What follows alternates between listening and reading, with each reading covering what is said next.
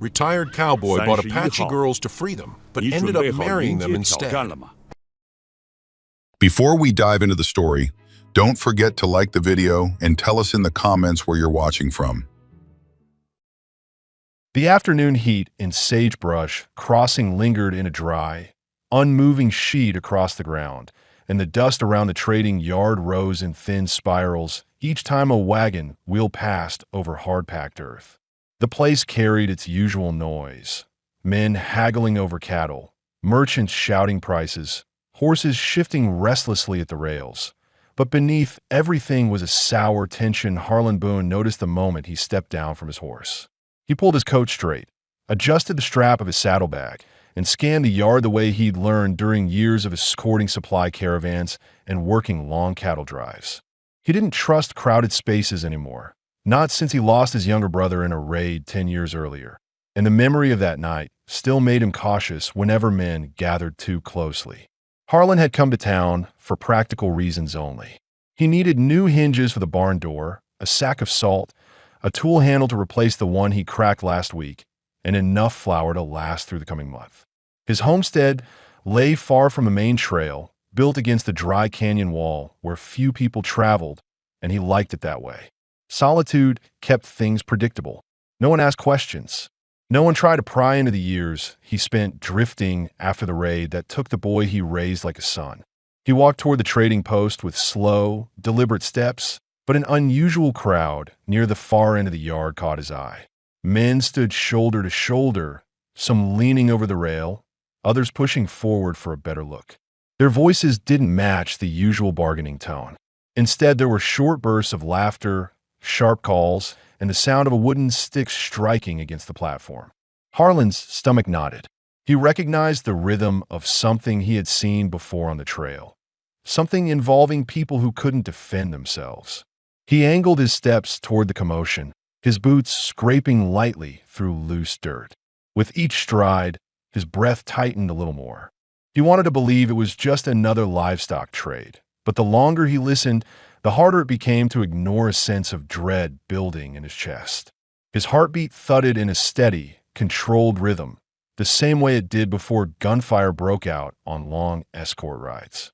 When he reached the platform, he stopped so abruptly that a man behind him muttered under his breath. 3 Apache girls stood on the boards with their wrists tied by thin rope. The restraint looked lazy, as if the men who captured them hadn't bothered to secure it because they expected the girls to be too exhausted to resist. The oldest held herself upright despite shaking arms. Her long black hair hung in stiff, tangled strands that pointed to days of rough travel. The middle girl stayed pressed to her side, breathing in short, unsteady pulls as she watched the men below. The youngest hid behind both of them, her thin shoulders jerking each time someone in the crowd shouted. A man wearing a red scarf tapped the rail again with a stick. 3 workers, he called out, taken from a camp east of the ridge. Good for chores. Strong enough if you know how to handle them. Harlan felt something shift inside him with painful clarity. He had seen enough raids in his life to know what these girls had gone through before arriving here. His mind flicked to the image of his brother, lying on the ground, breath slowing, chest torn open, and the helplessness that had swallowed him as he tried to stop the bleeding. He had carried that moment for a decade, and facing these 3 frightened girls brought the old guilt back with startling force. He noticed details no one else seemed to care about. The oldest girl's stance was defensive, not submissive. She kept her chin lifted even though her voice trembled when she whispered something to the girl beside her. The middle one blinked rapidly, a sign of someone trying not to panic in front of strangers. The youngest bare feet were scraped along the tops, showing she had been pushed or dragged at some point. Harlan swallowed hard. He felt anger rising, not loud or explosive, but steady and cold. His breath grew shallower, and he clenched his jaw to keep himself steady. He didn't want to make a scene. He didn't want to start trouble he couldn't finish, but he also couldn't walk away. The thought of leaving them there made his chest tighten in a way he hadn't felt since the night he buried his brother. The scarf man shouted the first price. Before anyone else spoke, Harlan stepped forward. "I'll pay it," he said in a quiet, controlled tone. No hesitation. No bargaining.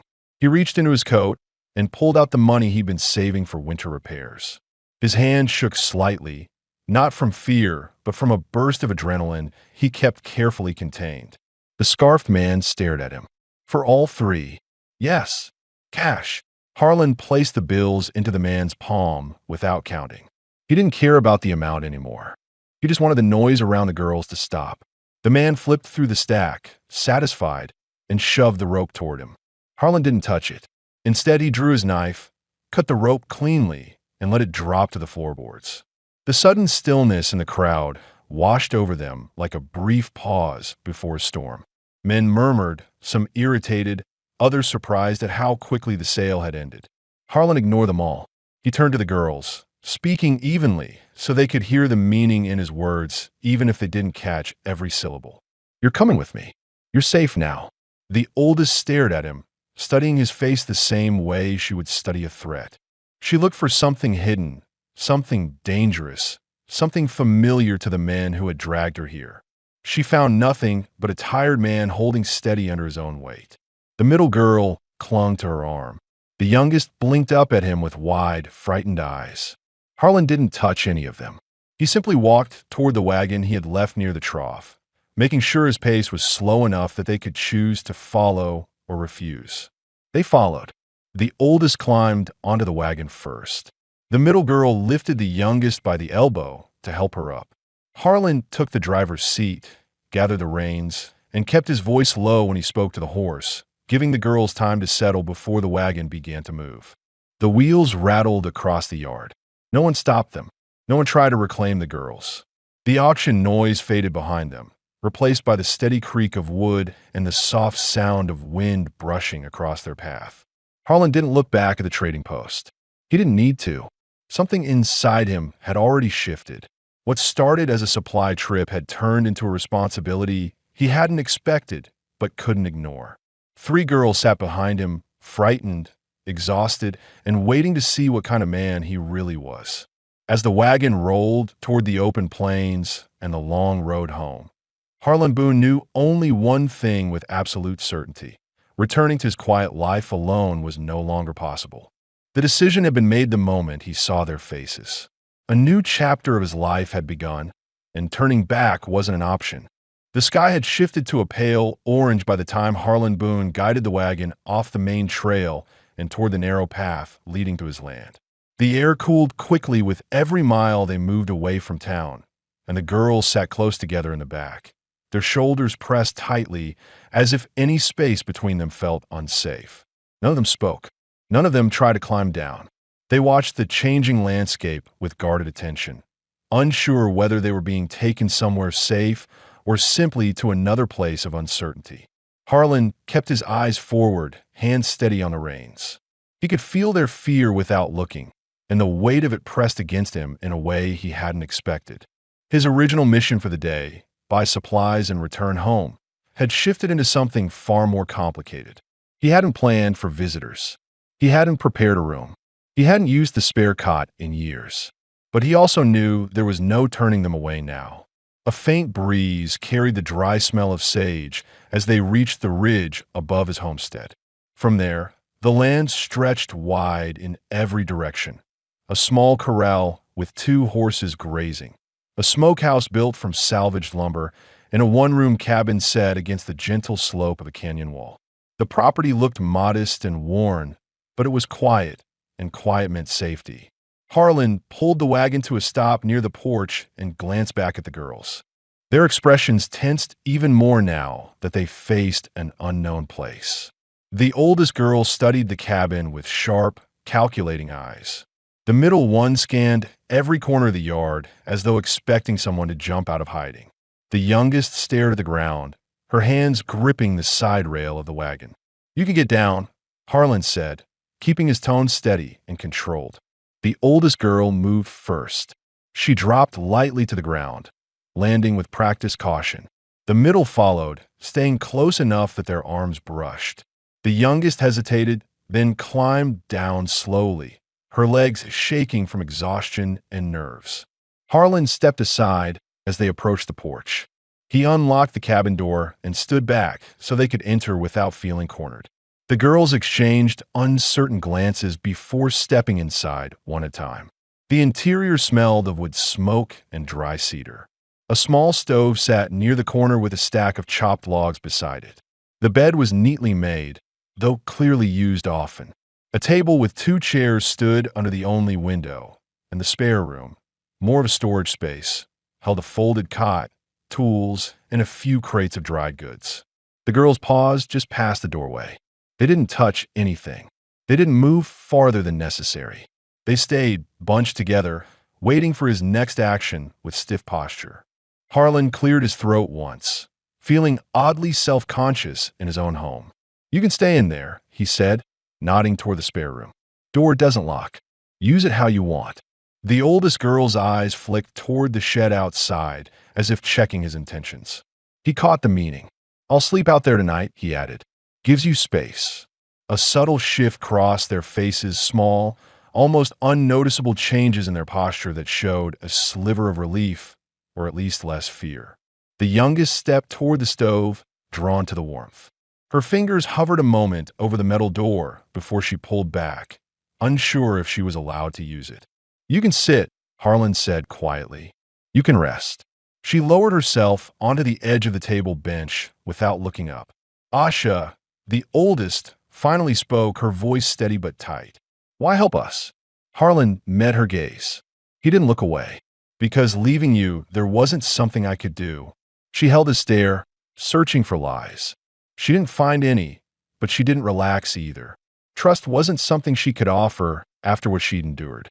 Talina, the middle girl, stepped in front of her younger sister as if shielding her from something unseen. The instinct told Harlan more about their past than any words could. He didn't push further. He didn't ask questions. Instead, he walked to the shelf, took down a blanket, and placed it folded on the table. "There's more in the storage room.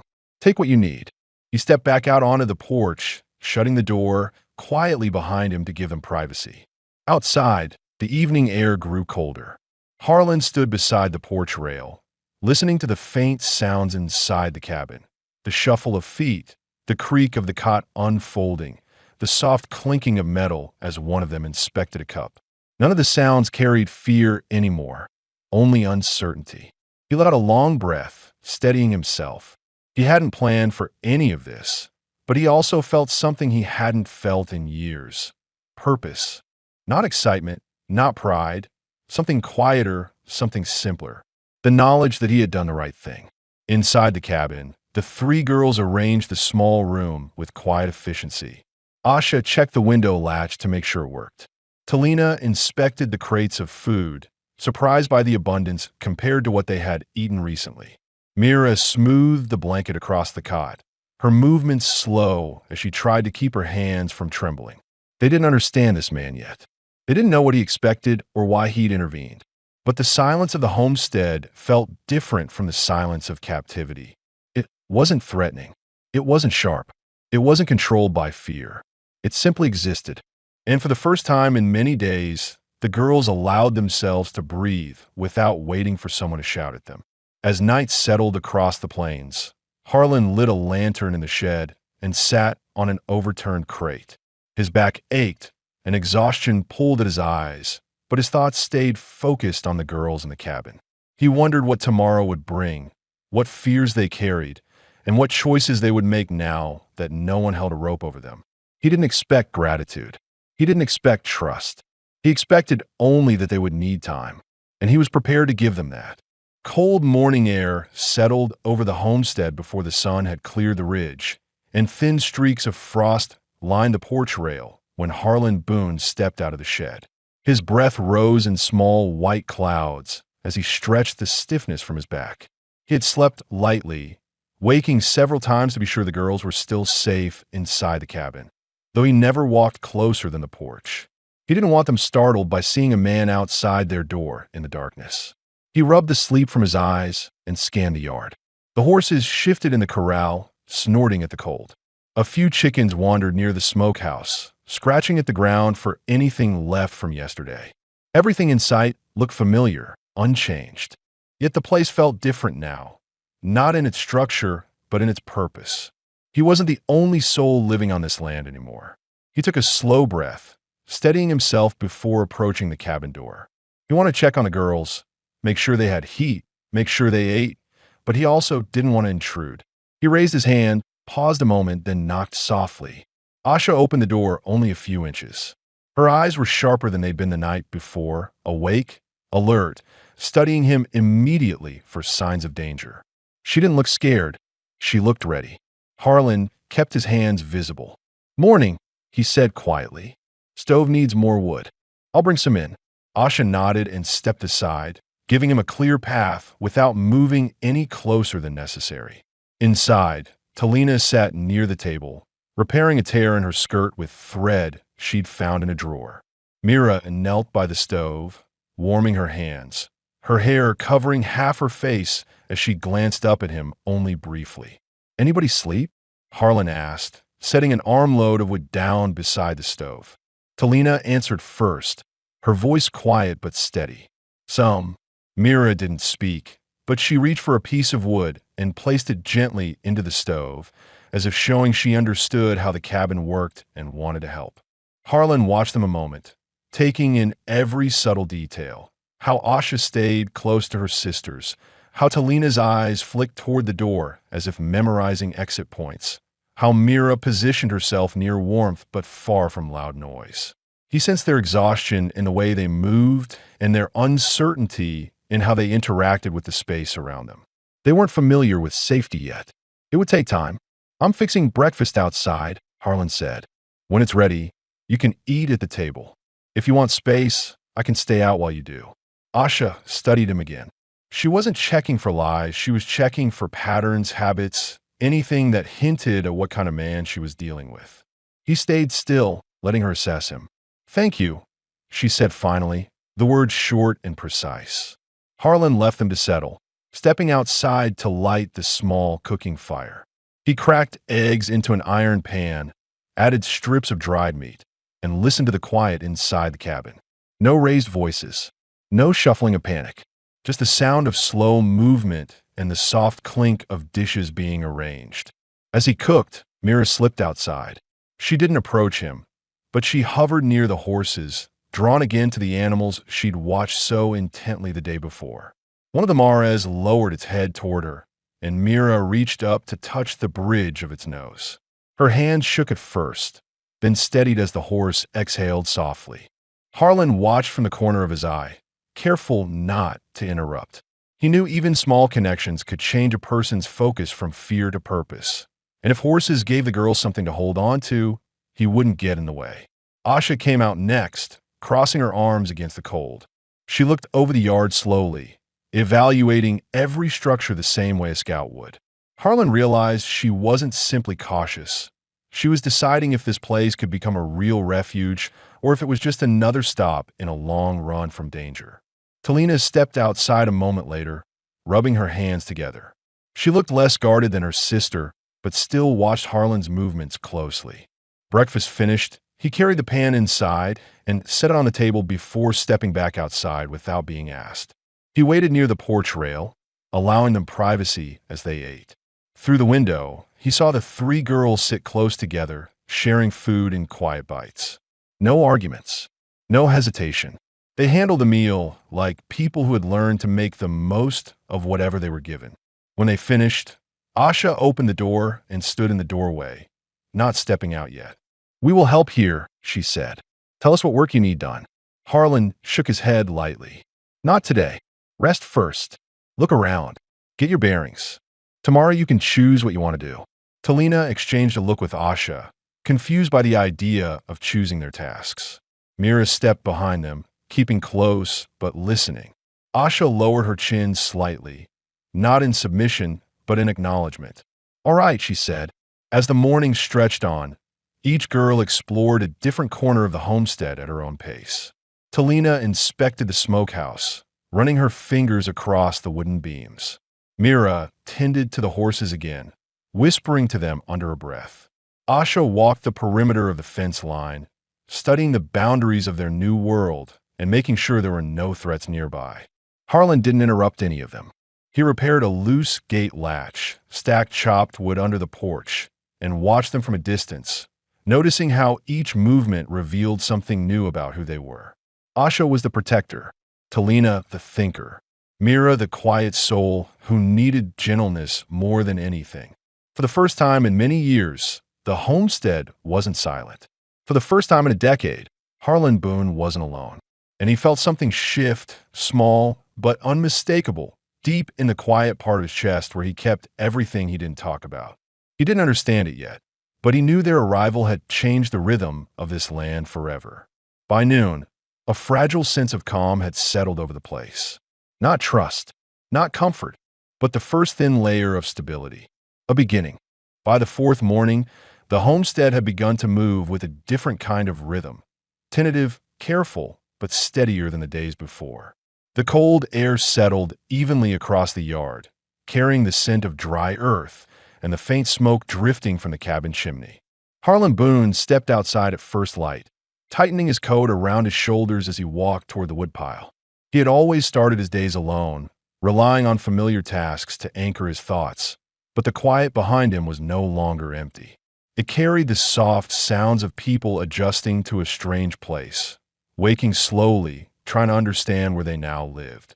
Inside the cabin, Asha was already awake. She stood beside the stove, feeding small pieces of wood into the fire with deliberate care. She moved with an alert steadiness, as if she was making sure every corner of the room stayed in view. Her sister still slept on the cot in the small side room, the blanket pulled tightly around them. Asha took a moment to watch them, her jaw set, her expression both protective and weary. She had barely slept herself, checking the door twice during the night, even though she knew Harlan was outside in the shed. Harlan returned with an armful of firewood and stopped at the doorway. "You're up early," he said, setting the logs near the stove. "I'm used to it," Asha replied. Her voice stayed low, but not hostile. She wasn't ready to relax around him, yet she no longer looked like she expected an attack at any moment. He nodded, not pushing for conversation. As he stepped back outside, Talina emerged from the side room. She blinked unevenly at the sunlight spilling through the doorway, her hair tied back quickly and her expression showing the lingering heaviness of exhaustion. Mira followed her closely, still quiet, her fingers brushing the edge of the wall as if grounding herself in something solid. "Horses need feeding," Harlan said gently, gesturing toward the corral. Myra's eyes lifted at the mention of the animals. She took a hesitant step forward, waiting to see if she was truly allowed. "You can go," Harlan added. She moved instantly, almost relieved to have a task she understood. Talina watched her go, then crossed to the table and began sorting the few cooking utensils she'd used the night before. It wasn't busy work. It was her way of making sense of the new environment. Harlan noticed how each girl fell into a natural role without being asked. Asha gravitated toward the fire and the structure of the cabin, as though maintaining warmth meant maintaining control. Talina smoothed the edges of the domestic space, aligning objects and organizing small tasks. Mira found comfort in motion, especially with animals that didn't speak or threaten or judge. After setting up feed for the chickens, Harlan returned to the barn to check a loose plank in the stall wall. As he lifted the hammer, he sensed movement behind him and turned to find Talina holding a small bucket of nails. She didn't speak at first, waiting to see if her help was welcome. "You can hand me the shorter ones," he said, pointing with the hammer. She stepped closer, still keeping a measured distance, and passed him the nails. Their movements fell into a steady pace, lift, hammer, adjust, until the plank sat flush against the frame. Talina studied the repaired wall with a focused expression, the kind that came from years of needing to understand how things could be taken apart or made secure. "You've done this before," Harlan said. "Sometimes," she replied. "Different places. Not like this." He didn't ask what she meant.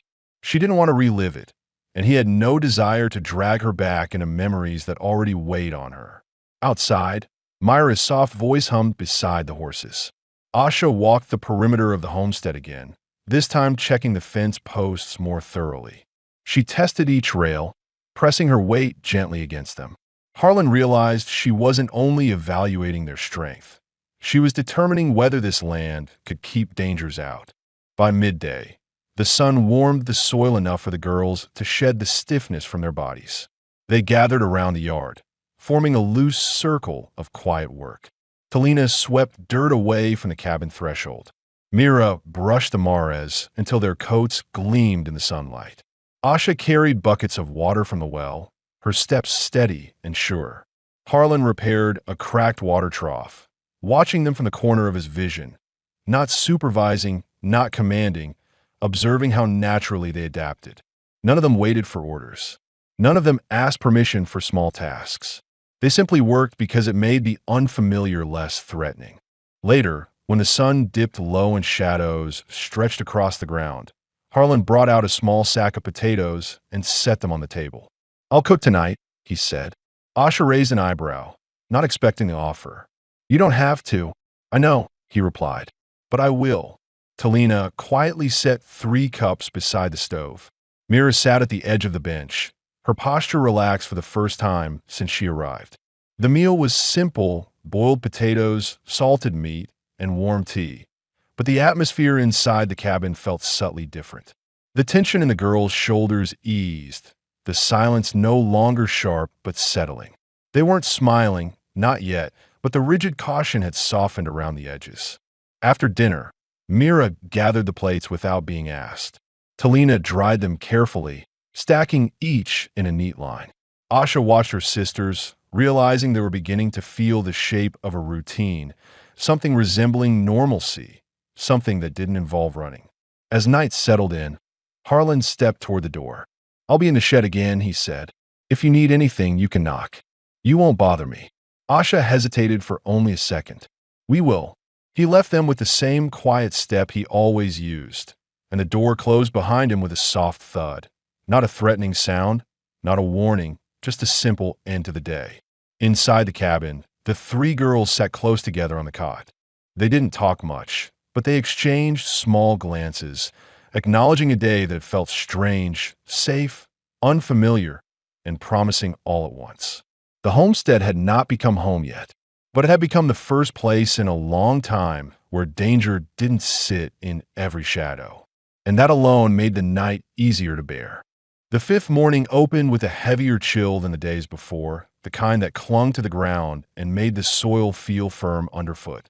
Harlan Boone stepped onto the porch with a tin cup of hot coffee, stretching the stiffness from his shoulders as the pale sky brightened over the ridge.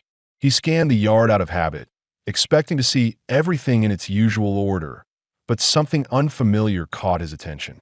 Talina was kneeling near the smokehouse, rearranging firewood that had toppled over during the night. She worked with silent focus, stacking each piece carefully, ensuring nothing tipped again. Her posture held a quiet determination, not from obligation, but from purpose. Harlan noticed immediately that she wasn't doing it for approval. She was doing it because she wanted to contribute something tangible. Before he could greet her, a soft, rhythmic brushing came from the corral. Mira was already with the horses, running a comb through the darker mare's mane. The animal stood completely still, more relaxed than Harlan had ever seen her around strangers. Mira whispered something inaudible, her voice barely above a breath, but whatever she said calmed the mare instantly. It struck him that the girl, despite her fear, carried a natural understanding of animals that couldn't be taught. Asha appeared last, carrying 2 buckets from the well. Her steps were steady, though he could see the strain in her arms. Harlan set his cup on the porch rail and moved toward her. "I can take one," he said quietly. "I've got them," she replied, adjusting the grip on the handles. He didn't insist, but he walked beside her to the cabin anyway. The buckets thudded onto the porch with a controlled drop, and Asha exhaled slowly. She hadn't asked for help, but she hadn't pushed him away either. It was the first time she allowed him to stand that close without shifting her stance defensively. Inside the cabin, Talina placed a pot on the stove. She added dried herbs from a small pouch she'd kept hidden until now. Her own supply, carried with her through hardship, protected from every danger they'd faced. The faint smell filled the cabin, warm and grounding. "You don't have to use your things," Harlan said as he stepped inside. "They'll go bad if I don't," she replied, stirring the mixture. "Better used than wasted." Her tone wasn't blunt or defensive. It was simply honest. Asha entered behind him, wiping her hands on her skirt. "We'll need more water soon," she said. "The well's deep, and Mira can't lift the bucket alone." "I'll handle that," Harlan answered. She nodded once, accepting the division of labor. Breakfast came together without planning. Talina stirred the pot. Mira carried cups to the table, and Asha sliced dried meat with a small knife she'd sharpened the night before. They moved around each other with quiet precision, not yet comfortable, but no longer uncertain about their roles in the shared space. As they ate, sunlight drifted through the window and stretched across the table. Harlan noticed Mira sitting closer than before, a small but significant shift in her comfort. Talina asked a practical question about the layout of the homestead, where the storage crates were kept, how far the nearest town was, whether traders passed nearby. Asha listened carefully to every answer, absorbing details, mapping the area in her mind. "You don't get many visitors?" she asked. "No," Harlan replied. "People stay to the main road. This place is far enough off it that nobody stops unless they're lost." Asha seemed to take relief in that. She didn't say it aloud, but he saw it in the way her shoulders loosened. When the meal ended, something unexpected happened. Mira stood and carried her empty cup to the basin. She paused, glanced at Harlan, and then began washing it with slow, careful motions. Talina joined her without comment, drying the cup with a cloth, then placing it neatly on the shelf. Asha stayed at the table, watching her sisters with a look that mixed exhaustion, pride, and cautious hope. Harlan felt something shift in the room. It wasn't trust yet, not fully, but it was the beginning of shared responsibility, the early formation of a household where people took action because they wanted to care for the space they lived in. He stepped outside to give them room to settle into the moment. By mid-morning, the homestead hummed with quiet activity. Harlan repaired the hinge on the cabin door, noticing how Asha positioned herself nearby. Not close, but close enough to observe his work and understand how the door operated. She asked questions about the tools he used, the type of nails needed, and the reason the hinge had loosened in the first place. Talina swept dust from the porch, working in even strokes that made the old boards look refreshed. She didn't avoid Harlan now. When he passed by with the toolbox, she stepped aside with a small nod. Mira wandered to the pasture fence and sat on the lowest rail, humming under her breath again while the horses grazed. One mare walked directly to her, nudging her shoulder gently. The girl smiled for the first time since arriving, small, brief, but unmistakably real. Asha noticed it from a porch. Her expression softened, and she let the sight settle something inside her that had been wound too tight for too long. Later in the afternoon, Harlan heard a muffled thud from the shed. He stepped inside to find Asha lifting a heavy sack of grain onto the workbench. She winced at the weight, though she tried to hide it. "You'll strain your back if you lift it like that," he said. She set the sack down and straightened. "We've carried heavier." "I believe you," he answered, "but you don't have to now. There's no rush." She studied him again, the same careful evaluation she'd given him since the trading yard. But this time, the suspicion wasn't as sharp. Her jaw eased as she stepped back from the bench. "You can show me the better way," she said. It was the first request she'd made. Harlan demonstrated how to brace the sack against the bench before lifting, using the legs instead of the back. Asha watched closely, then repeated the motion with more control. She didn't thank him aloud, but the slight incline of her head said enough. By evening, the cabin held an atmosphere neither fragile nor tense, simply lived in. The girls sat together on the cot, their posture more relaxed, talking quietly in a language Harlan didn't understand. He didn't try to listen in. He gave them privacy, stepping outside to check the sky while the sun disappeared behind the ridge. He noticed something as he stood there, something small but unmistakable. The girls had left the cabin door open a crack. Not locked, not barred, not closed against him, just open. A sign they didn't feel the need to guard themselves quite as fiercely tonight. Harlan took a long, steady breath and felt a warmth he hadn't allowed himself to feel in years. A sense that maybe, after a decade of silence and loss, his home was beginning to grow into something more than a place to sleep. It might, in time, become a place of belonging for all four of them. By the sixth day, the wind carried the smell of distant rain, and thin clouds drifted across the sky like slow-moving sheets. The air was warmer than usual, though charged with the kind of tension that came before storm. Harlan Boone stepped out of the shed and wiped his hands on a rag, planning to reinforce the fencing along the south edge of the property. The rails had loosened over the winter, and he wanted them secured before bad weather rolled in. He had barely taken 10 steps toward the pasture when he spotted Asha walking across the yard, one hand pressed against her ribs. Her movements were controlled, but there was a rigidity in her posture that made Harlan stop immediately. Asha rarely showed discomfort. She hid pain the way a soldier hid weakness, so the small gestures that others wouldn't notice stood out clearly to him. "What happened?" Harlan asked, not approaching too fast. Asha kept her eyes steady on him, but tension tightened her jaw. "Nothing serious." Talina, who was sweeping near the porch, turned sharply at her sister's voice. She set the broom aside and moved toward Asha with quick, anxious steps. "You didn't tell me," she said quietly, but her tone carried worry rather than anger. Asha waved her off. "I'm fine." Harlan stepped closer, still keeping space. "Let me look." Asha hesitated, torn between pride and practicality.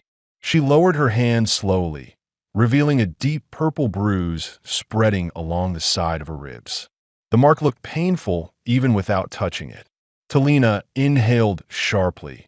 Mira froze near the corral, and the entire yard fell into a tense silence. "How long has it been like that?" Harlan asked. "Since yesterday," Asha answered. "I lifted the water bucket wrong. The weight caught me off guard." Harlan motioned toward the porch. "Sit down." Asha stiffened. "I don't. It'll heal better if it's wrapped," he said, keeping his voice low, calm, and firm, not commanding, but refusing to ignore the injury. "You don't have to like it, but you should let me help." The conflict on her face was immediate. She wasn't used to being tended to, and she certainly wasn't used to trusting a stranger with anything vulnerable. But the pain was real, and her sister's eyes were on her. After a long moment, she nodded once and sat on the porch step. Talina knelt beside her, protective as always. Mira walked closer, gripping the edge of her skirt, worry etched across her face. Harlan fetched clean cloth and a small jar of salve from the shelf inside the cabin. He returned slowly, careful not to create the impression of closing in. He knelt beside Asha, his movements measured and respectful. "I need to wrap around the ribs," he said. "Tell me if it hurts too much." Asha lifted her arm with a controlled breath. The bruise darkened under the shifting light. Talina watched every motion he made, ready to intervene if anything felt wrong. Harlan applied the salve with the back of his fingers, using the lightest pressure possible. Asha winced once, but she didn't pull away. He wrapped the cloth snugly, but not tightly, ensuring she could breathe comfortably while keeping the muscles supported. "You should rest today," he said. Asha exhaled, the first sign that the pain had eased. "I can still work." "Not today," Harlan answered gently. "You've done enough." She didn't argue this time. Talina touched her sister's arm. "You should have said something." "It's nothing," Asha murmured. Harlan recognized the tone instantly. It was the same thing he used to say whenever someone asked about his old wounds, the same way he hid anything that risked slowing him down. He didn't call her out for it. He simply stood and gave her space. The dynamic inside the cabin shifted after that moment. Asha lay on the cot for the first time during the day, letting her ribs rest. Talina kept checking on her, bringing her water, adjusting the blanket, whispering reassurances that Asha pretended not to need. Mira sat nearby, filing a small piece of which she found into the shape of an animal, something she'd started doing to calm herself. Harlan chopped vegetables for supper, glancing toward the side room every so often. He wasn't worried about the injury. It would heal, but he noticed something important.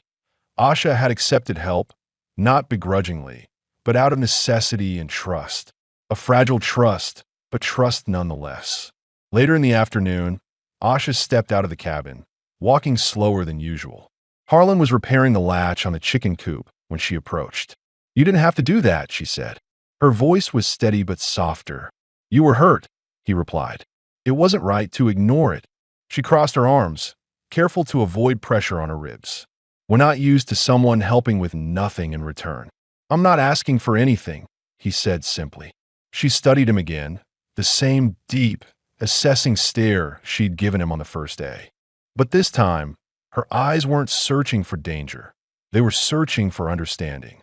We will work, she said. We won't be a burden. None of you are. Asha looked away, overwhelmed by the unfamiliar idea. As evening approached, rain clouds darkened the sky. A low rumble echoed across the canyon. Mira stood on the porch, watching the first drops hit the ground. Talina closed the shutters on the cabin window. Asha sat near the table, her posture more relaxed than any previous night. Harlan lit the lantern. The warm glow filled the room, revealing a scene he never imagined would exist under his roof. 3 women recovering, adjusting, learning how to breathe without fear. The storm outside built in quiet waves of thunder. Inside, something steadier grew between them, the early foundation of mutual care. Not spoken, not promised, but lived. Asha leaned back against the chair, her breathing even. Talina handed her a cup of warm broth she'd made herself. Mira rested beside the horses until the rain grew heavy, then rushed inside, dripping with cold water, but smiling in a shy, fleeting way that caught Harlan by surprise. The day had started with pain. It ended with the first real hint of comfort. Not safety, comfort. A subtle difference, but an important one. For the first time since he brought them home, Harlan saw the possibility of a future that included all of them. Not by force, not by obligation, by the slow, deliberate growth of trust built through actions, not words. And as the storm settled into a steady downpour, every person under that roof felt the same quiet truth. This place was no longer temporary. The rain from the night before left the ground cold and dark, and thin puddles formed along the path leading to the barn. Morning light pushed slowly across the horizon, revealing a sky washed clean of dust. Harlan Boone stepped out of the shed and paused on the porch, listening. The homestead was quiet, but not with the silence of isolation. This was different. It was the quiet of people beginning their day with caution, routine, and thought. Inside the cabin, Asha was already awake, sitting at the table with one hand resting near her wrapped ribs. She breathed more evenly than yesterday, though she still shifted carefully to avoid strain. Talina sliced dried fruit into a small bowl. Mira sat cross-legged on the floor, tying a piece of string around a carved wooden shape she'd made during the storm. A small horse with a smooth, rounded head. Harlan tapped lightly on the doorframe before entering. "How's the pain?" he asked. "Less than yesterday," Asha replied, keeping her voice steady. "I can move without trouble." Talina shot her a skeptical glance. She should rest another day. Asha didn't argue, but her jaw tightened the way it always did when someone tried to protect her. Harlan nodded. "You can stay near the cabin. No heavy lifting." Asha accepted the compromise with a slow exhale, showing she understood the practicality, not weakness, in avoiding further injury. As they prepared a simple breakfast, the atmosphere inside the room shifted subtly. There was less tension in the girl's shoulders, fewer glances toward the door. They moved around the space with an ease they hadn't shown earlier in the week. The small routines of survival, boiling water, slicing food, tending the stove, had started to belong to them. After they finished eating, Asha stood and faced Harlan directly.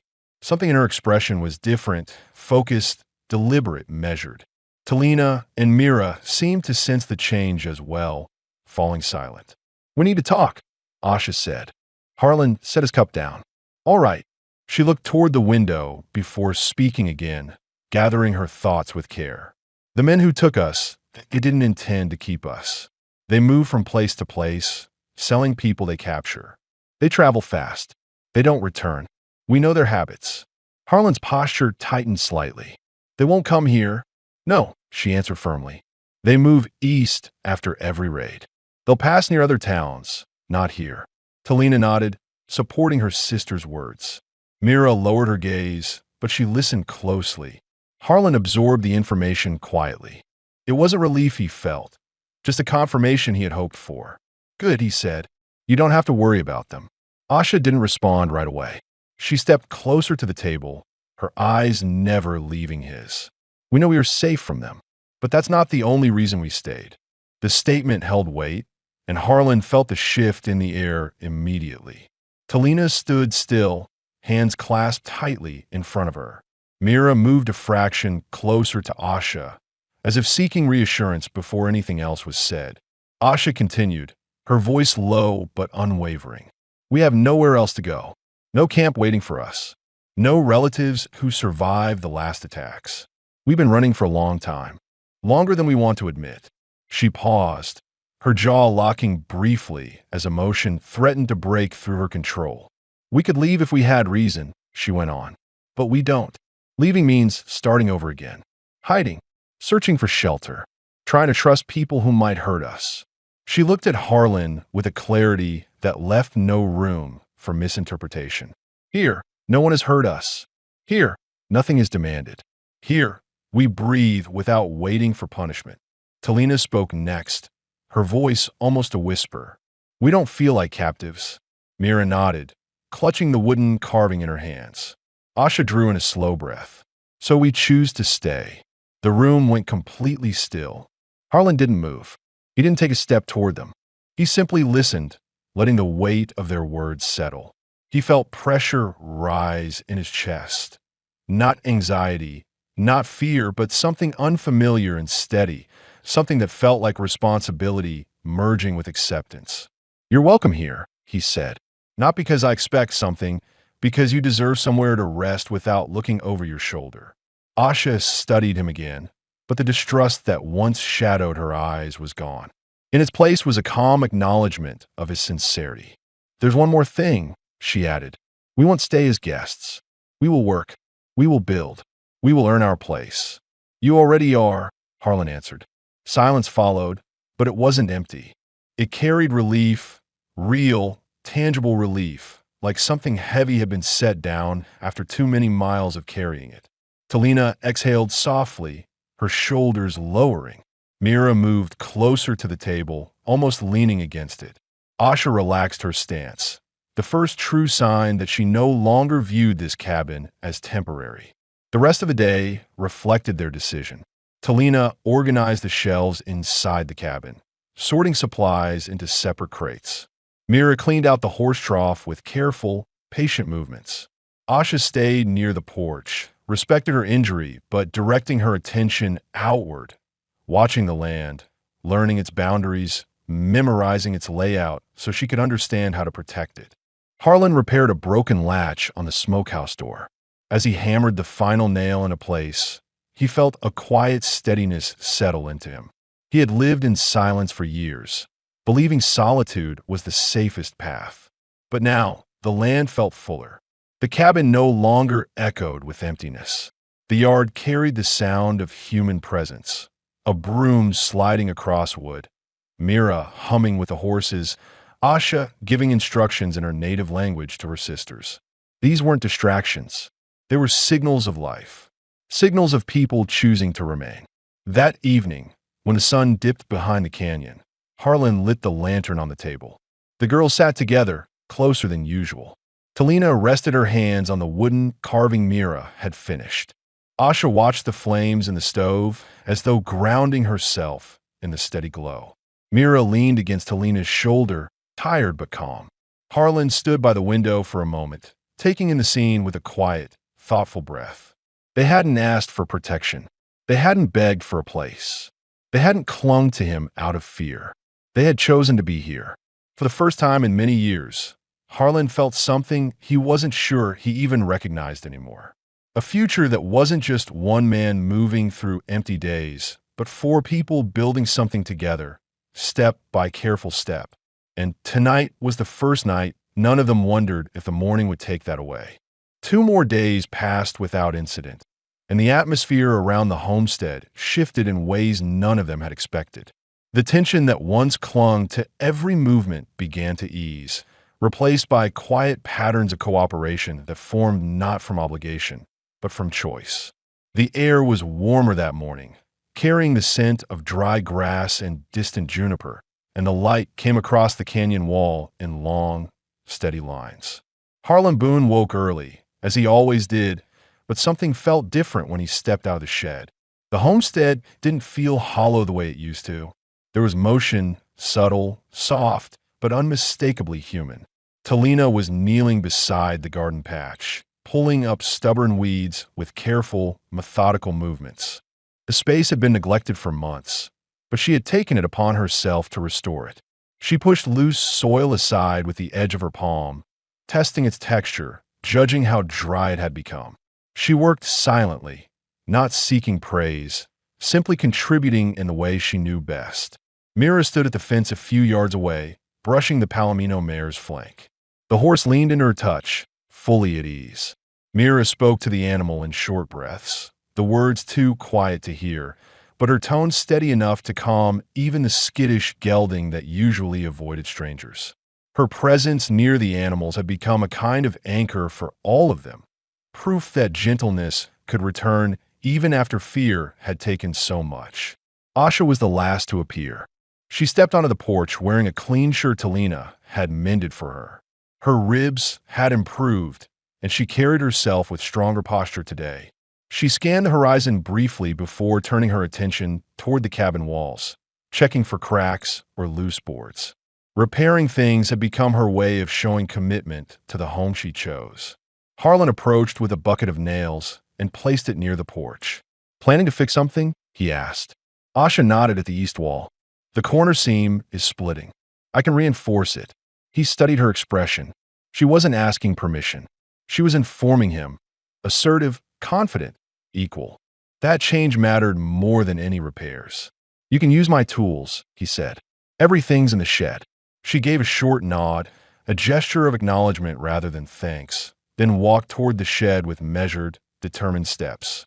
As the morning settled in, the four of them moved through the yard in a rhythm that felt natural. No one issued orders. No one deferred out of fear. Their tasks overlapped, weaving together into the first true picture of a shared life. Harlan repaired the chicken coop, while Mira sorted feed into smaller baskets, arranging them neatly for easier use.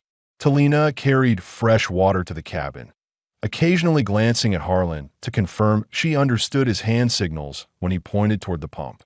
Asha sanded the rough portion of the cabin wall where moisture had loosened the boards, checking the edges with her fingertips to ensure the surface was smooth. Every action introduced a new layer of connection. By midday, Harlan prepared lunch on the outdoor stove. He sliced potatoes, added herbs Talina had salvaged, and cooked the mixture slowly. Mira drifted toward the smell, drawn by curiosity more than hunger. She stood a few feet away, watching the pan sizzle, her hands clasped lightly in front of her. "You hungry?" Harlan asked. She nodded once. He handed her a tin cup of warm broth before she asked. She accepted it carefully, as if it were something fragile. When she tasted it, she didn't speak, but her shoulders relaxed. It was the first meal she ate outside the cabin since arriving. Asha approached next, wiping dust from her hands. She glanced at Mira, then at the pot, then at Harlan. "You're cooking again?" she asked. "Someone has to," he answered lightly. Her expression softened, not quite a smile, but a shift in the tension around her eyes. "It smells better than last time." Talina joined them shortly after, carrying a basket of dried corn she had organized earlier. She sat on the table with practiced care and took a seat. The wind brushed across the yard just then, carrying warmth instead of cold. They ate together in silence, but not the uneasy kind. The quiet now had texture, a sense of belonging, a shared purpose, a mutual respect that didn't need to be voiced. Later in the afternoon, something small but important happened. Talina approached Harlan with a folded strip of leather in her hands. "For your wrist," she said, holding it out without hesitation. He took it, unsure what to expect. She had added stitching around the edges, creating support for when he lifted heavy boards or tools. It wasn't fancy. It wasn't decorative. It was meant to help him work with less strain. "You didn't have to do this," he said. "I know," Talina replied. "But I wanted to." Asha watched the exchange from a distance, recognizing what it meant. Not gratitude to a rescuer, but an offering of partnership. Mira nodded quietly beside her, as if she understood the significance even more clearly. Harlan tied the leather around his wrist, testing the fit. It felt secure, useful, thoughtful. "You did good work," he said. Talina's cheeks warmed slightly, though she kept her expression neutral. As evening settled, Asha returned from the far edge of the property and approached Harlan near the porch. Her voice was calmer than he had ever heard it. "You should know something," she said. "When we first arrived, we stayed because we had no choice. Now we stay because this place feels different from any place we've been." She looked toward Talina and Mira, who stood together near the corral, laughing quietly at something the horses did. "They sleep without fear," she continued. "That hasn't happened in a long time." Harlan nodded. "I'm glad you're finding peace." Asha studied him closely. "You're a quiet man, but you're steady. That matters." He met her gaze, understanding the weight behind her words. She wasn't praising him. She was admitting trust, carefully, intentionally, fully aware of the vulnerability it carried. "We'll keep building this place," she said. "All of us." And for the first time since the girls arrived, Harlan felt something solid form beneath the surface of their interactions. Not obligation, not dependency, devotion, expressed through small, genuine acts that stitched their lives together a little more each day.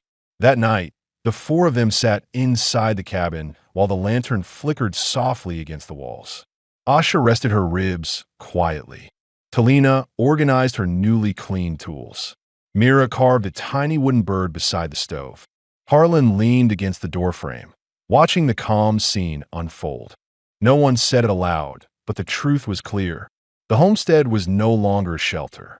It was becoming a real home, built not from walls or roofs, but from consistent care, earned trust, and a growing bond none of them fully expected. And tomorrow, that bond would deepen even further.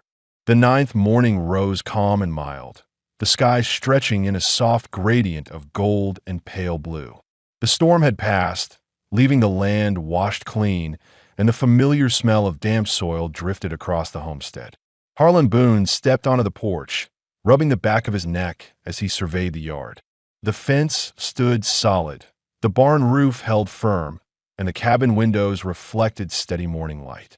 It looked like any other day, yet he could feel something different in the stillness. Inside the cabin, the three women moved with a settled rhythm that hadn't existed even a week earlier. Asha tightened the wrap around her ribs, testing her range of motion with slow, deliberate breaths. Talina stirred a pot of cornmeal on the stove, steam rising in soft wisps as she added herbs she had collected near the canyon wall. Mira carved another small figure at the table, a mare with a raised head, shaping the wood with focused concentration. When Harlan entered, all three paused, not from fear but from awareness. They exchanged looks, silent but meaningful. Something was on their minds. Asha set down the cloth she had been adjusting. "We need to speak with you," she said, her tone steady. Harlan pulled out the chair opposite them. "All right." Talina glanced at Asha, encouraging her to begin. Mira folded her hands tightly around the carving in her lap. Asha squared her shoulders. "We've been here long enough to understand the truth of this place. You live with honesty. You give space. You don't take advantage." She paused, letting each word carry its full weight. "We feel safe here." Harlan didn't interrupt. Talina continued next. "We feel like we belong. Not because we were rescued, because we choose to stay." Mira nodded firmly, her eyes more confident than he had ever seen them. Asha stepped forward, placing her hands on the table. "We don't want to remain as guests. That feels temporary. We want this to be our home, fully." Harlan's breath deepened. He had expected gratitude, maybe a decision to remain a while longer, but not this direct declaration. "This is your home if you want it," he said quietly. Asha shook her head slightly. "We mean something more." Talina clasped her hands. "We want permanence." Mira lifted the carved horse she had been holding and set it in front of Harlan, gently but with intent. It wasn't a gift. It was a sign, a statement, a promise. Asha continued, her voice firm but warm. "If you would allow it, we want to join our lives with yours." not out of obligation, not out of fear. We want to build this home as one family. The words struck him with unexpected force. He felt his heartbeat steady in a way he didn't anticipate. For 10 years, he had lived under the shadow of loss, believing there was no path back toward connection. Yet here were three women, strong, wounded, resilient, asking him to stand beside them as something more than a protector. He looked at each of them in turn. Asha with her unwavering leadership, Talina with her quiet intelligence, Mira with her gentleness that softened even the hardest moments. He felt an emotion rise that he hadn't allowed himself to acknowledge in years. Possibility. If this is what you want, he said slowly, then I'll stand with you. Asha exhaled in a steady breath that released weeks of tension. Talina blinked quickly, her eyes brightening with relief. Mira covered her mouth briefly, then lowered her hand and smiled.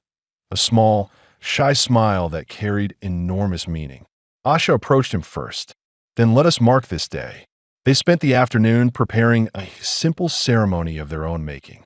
No preacher, no official papers, just honest words exchanged under the open sky. The same sky that had watched over their shared work, their steady healing, their growing trust. Asha braided a thin strand of leather into her hair. Talina wore a beaded band she'd saved from her past life. Mira tucked a tiny feather behind her ear. They didn't dress up for show. They prepared themselves with symbols that held meaning only to them. Harlan shaved, washed his face, and brushed his coat clean. He looked in a small mirror near the porch and barely recognized the man staring back, a man who was no longer carrying his life alone. They met at the edge of the property where the canyon opened wide. The wind moved across the grass in a slow sweep, gentle enough to be comforting. Asha stood beside him. We pledge to stay with you. Talina clasped his hand. We pledge to work beside you. Mira stepped closer, voice soft but unwavering. We pledge to build a life with you. When they finished, Harlan spoke with a steady tone that made Asha's gaze soften, Talina's shoulders relax, and Myra's breath hitch. I'll protect this home with everything I have. I'll stand with each of you, and I'll never let fear rule this place again. No one cried. No one raised their voice.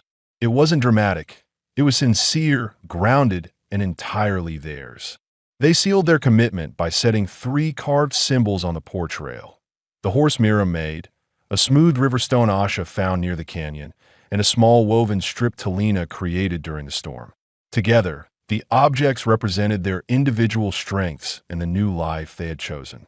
That night, the cabin glowed with lantern light. The fire crackled softly.